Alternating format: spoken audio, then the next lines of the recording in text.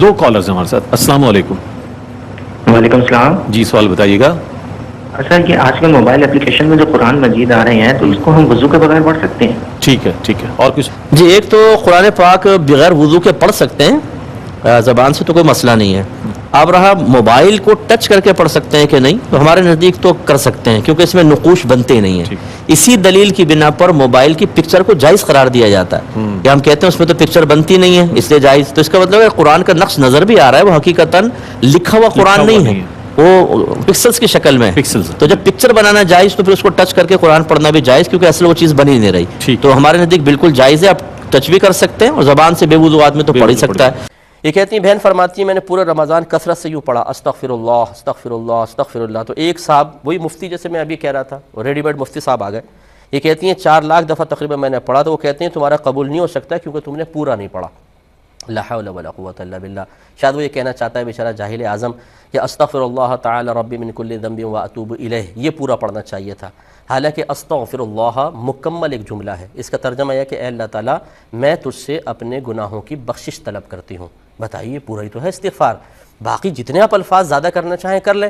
یہ کیا مطلب ہے کہ استغفر اللہ کہا تو یہ مکمل نہیں ہے؟ کیوں مکمل نہیں ہے؟ ان سے پوچھیں کیا وجہ ہے کیوں مکمل نہیں ہے, اور کہاں لکھا ہے کہ مکمل نہیں ہے. معلوم کچھ ہوتا نہیں ہے. اور اسی طریقے سے ایک بہن جو 4 لاکھ دفعہ استغفار کر رہی ہیں, اس کے ذہن میں وسوسہ ڈالا, غلط مسئلہ بتا کر زمین و آسمان کے تمام فرشتوں کی لعنت کو اپنی طرف متوجہ کیا. تو بہن آپ فکر نہ کریں, فکر کرنے کی ضرورت اس کو ہے.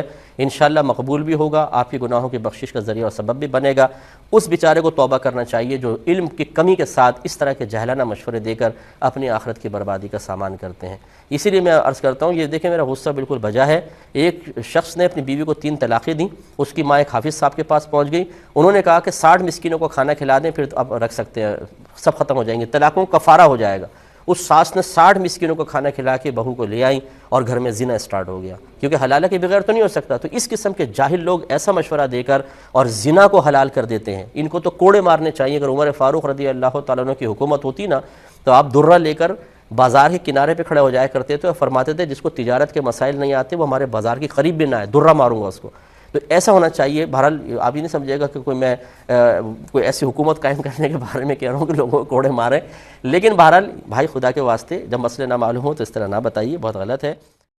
اچھا ضمن ایک بات عرض کر دیتا ہوں. بعض کہتے ہیں بھائی اگر تم گن گن کر پڑھو گے تو اللہ تعالیٰ بھی گن گن کر دے گا, اس لیے شمار نہ کرو, بے شمار پڑھو. میں معذرت کے ساتھ کہتا ہوں کہ بات بڑی اٹریکٹیو ہے, یہ اٹریکشن ہے اس بات میں, لیکن صحیح نہیں ہے. وجہ اس کی یہ ہے کہ میرے آقا صلی اللہ علیہ وسلم نے کتنی ہی تسبیحات کے باقاعدہ ہند سے ذکر کیے ہیں. جیسے ہماری شہزادی کونین بی بی فاطمہ رضی اللہ تعالی عنہا کو ارشاد فرمایا کہ 33 مرتبہ سبحان اللہ, 33 مرتبہ الحمدللہ اور 34 مرتبہ اللہ اکبر رات کو سونے سے پہلے پڑھ لیا کرو, تو یہ آپ کے لیے ایک غلام حاصل کرنے سے بہتر ہے. اور یہ تسبیح فاطمہ بڑی پیاری ہے. بہنیں سارا دن کام کر کے رات میں پڑھ کر سوئیں, انشاءاللہ صبح فریش اٹھیں گی, تھکن ختم ہو چکی ہوتی ہے. اب آپ بتائیے کہ نبی کریم صلی اللہ علیہ وسلم تو ایک عدد باقاعدہ ذکر فرما رہے ہیں, اور میں اسے سینکڑوں حدیثیں ذکر کر سکتا ہوں کہ جس میں سرکار نے باقاعدہ ہندسوں کا ذکر کیا. 80 دفعہ پڑھو, 70 دفعہ, 100 دفعہ. اس لیے یہ مطلب اس طرح کے جوشیلے بیانات جو ہیں یہ بعض اوقات نبی کریم صلی اللہ علیہ وسلم کے عمل مبارکہ پر بھی اعتراض قائم کر رہے ہوتے ہیں.